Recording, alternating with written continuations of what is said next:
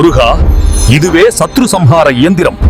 அந்த ஈஸ்வரனை நோக்கி 6 நாள் பூஜை செய்து யுத்தத்திற்கு தயாராகு.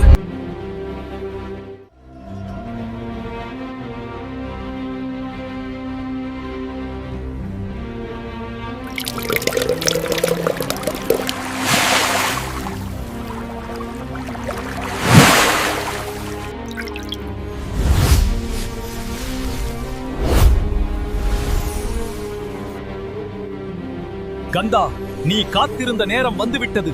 அசுரனை அழித்து வானவர்களுக்கு வாழ்வு கொடு. இன்றே புறப்படு. இதுவே தருணம்.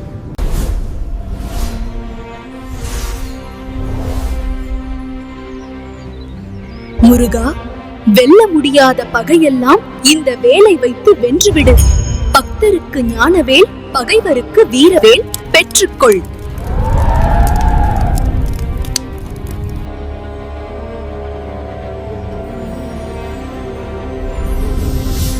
ஒரு விண்ணப்பம் முருகா.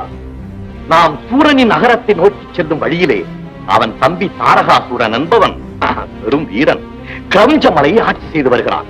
முதலில் அந்த மலையை பிளந்து தாரகாசூரனையும் கொண்டால்தான் நமது படைகள் தடையின்றி செல்ல பெறும்.